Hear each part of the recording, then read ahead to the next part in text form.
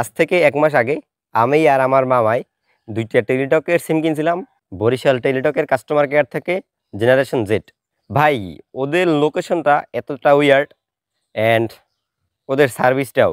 তো বরিশালে গ্রামীণ ফোনের সার্ভিস সেন্টার হচ্ছে গিয়ে কাকলির মোড়, রবি এয়ারটেলের হচ্ছে গিয়ে সম্ভবত শহীদ মিনারের সামনে, আর বাংলালিংকের হচ্ছে গিয়ে নতুন বাজারের সামনে। তো এই 4টার লোকেশনই যদি দেখেন মোটামুটি বরিশাল সদরের ভিতরেই আছে, কিন্তু টেলিটকেরটাও ভিতরে, বাট কিছুটা চিপের ভিতরে। যেহেতু আমার মামাই বরিশালে সব জায়গায় চিনে, তাই তারা নিয়ে গেছিলাম যে টেলিটকের কাস্টমার কেয়ারটা যেন খুব সহজেই খুঁজে পাই। তো এই জন্য আর কি আমার সমস্যা হয় নাই। তবে সাধারণ পাবলিক যারা আছে অথবা প্রথমবারের মতো কেউ যদি সিম কিনতে হয় সেক্ষেত্রে ভাই কিছুটা বেগ পোহাতে পারেন।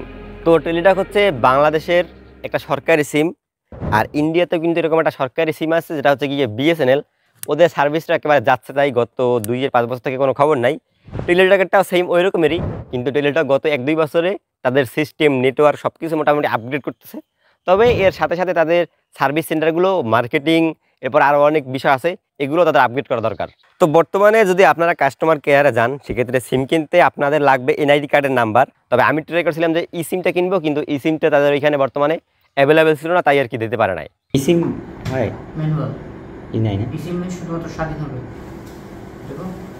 তো আমি আর মামাই কাস্টমার কেয়ারে গেছিলাম দুপুরের দিকে, আনুমানিক আপনার যখন 2টা থেকে 3টে বাজে সেই সময়। ওদের কাস্টমার সার্ভিসটা হচ্ছে গিয়ে একটা বাসার নিচতলায়, উপরে ফ্ল্যাট বাসা ভাড়া দেওয়া, আর নিচে হচ্ছে গিয়ে ওদের কাস্টমার কেয়ারটা। খুঁজে পাওয়াটা কিছুটা মুশকিল, পাইলেও ব্যানারের এই সাইডে দেখবেন একটা গেট, এখানে আর কি কোনো ব্যানার নাই, আপনারা শিওর হবেন না যে এটার ভিতরেই আছে ওদের কাস্টমার কেয়ার।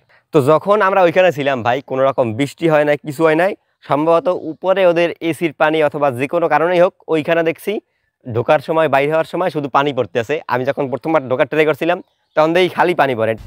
এত নিয়ে তো মনে হয় ওদের আকাম বাকাম ঘটাই দেবে হেবিলে।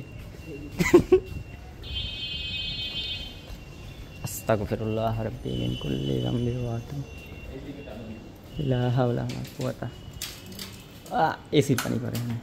তো কাস্টমার কেয়ার যাওয়ার পর আমি আর মামা ওইখানে বেশ কিছু সময় অপেক্ষা করি, কারণ একজন কাস্টমার দেখতেছিলাম একটা সিম কিনতে আসলে টেলিটকের কোনো একটা সিম হয়তো।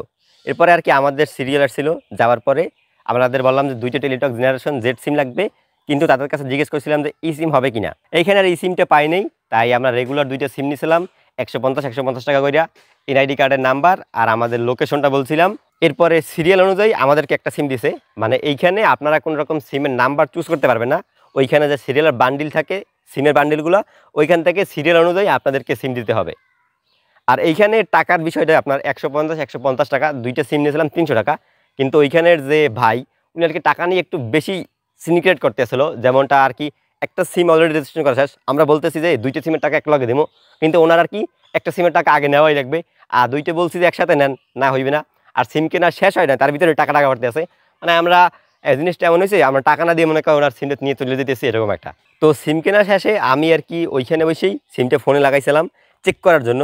মানে অনেকেই আর কি বলেন যে টেলিটকের কাস্টমার কেয়ারেই ওদের নিজেদের নেটওয়ার্ক পাওয়া যায় না, এই জন্য আর কি। তো ঠিক যেমন কথা তেমন কাজ, আমিও আর কি ওদের টেলিটক সিমটা ওইখানে বসে ঢুকাই, ভিতরে ঢুকে দেখি ই পায়, মানে ইমার্জেন্সি কল, ওইখানে ওদের নেটওয়ার্কই 4G পায় না। এরপরে একটু বাইরে বের হলাম ওদের সার্ভিস সেন্টার থেকে, সামনে যাইয়ে দেখি যে মোটামুটি 4G পাইতে আছে, কিন্তু 4G পাইলে স্পিডটা একেবারে আহামরি যে ভালো তেমনটাও না।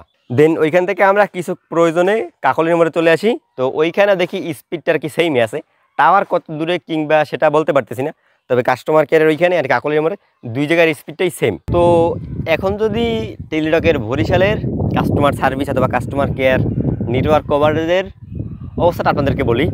যেমন বর্তমানে আমি যে লোকেশনে আছি এইখানে টেলিটকে আগে 4G ছিল ইম্পসিবল, শুধুমাত্র 2G পাইতাম আমাদের এলাকায়, মানে কথা বলা জন্য। এই জন্য আর কি আগামী সিম ইউজ করতাম, ওইটাই 40 অথবা 45 পয়সা কাটতো। তো এই জন্যই আমি শুধুমাত্র কথা বলার জন্য আর কি টেলিটকের জেনারেশন জেড সিমটা কিনছি।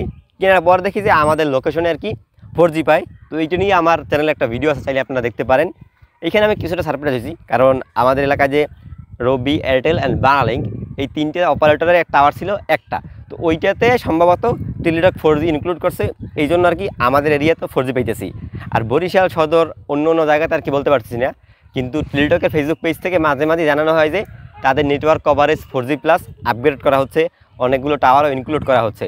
আর কাস্টমার কেয়ারে ওদের এখনও অনেক ইমপ্রুভমেন্ট করা দরকার আছে, সেখানে ওদের প্রতিনিধি হোক, কাস্টমার কেয়ারের ইউজার এক্সপিরিয়েন্স হোক, আর লোকেশনটা হোক, যে কোনো জায়গায় দেখেন না কেন, সব কিছু আর কি অনেকটা ক্লোজলি আনতে হবে আমাদের, স্পেশালি গ্রাহকদের। যেমন অনেক রিটেলার থাকে কিন্তু টেলিটকের রিটেলার কম।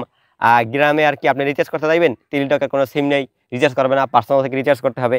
এরপরে ওরা যেভাবে সিমগুলো বিক্রি করে, মার্কেটিং করে, হয় না কিছুটা আর কি, মানে সাধারণ পাবলিকের একটা সিম কিনতে অনেক প্যারা। আমাদের এলাকাতে ম্যাক্সিমাম লোকই জানে না যে টেলিটকের সিম কীভাবে কিনতে হবে। তো এইটা আর কি কিছুটা প্যারা। তো এই জিনিসগুলো আর কি ওদের আরও সহজ করে দিতে হবে, তাহলে টেলিটকটা বাংলাদেশে আর কি আরও ইমপ্রুভমেন্ট করতে পারবে আস্তে আস্তে। হয়তো এখন যেহেতু নতুন সরকার আসছে, টেলিটকটা কিন্তু আগের চেয়ে কিছুটা ইমপ্রুভ হয়েছে, যেমন আমার এলাকায় 4G পেয়েছি। তো আশা করি এই যে মার্কেটিং ডিপার্টমেন্টটা যদি ওরা আরও ভালোভাবে কাজ করে, সেক্ষেত্রে আরও ভালো সার্ভিস আমাদেরকে দিতে পারবে।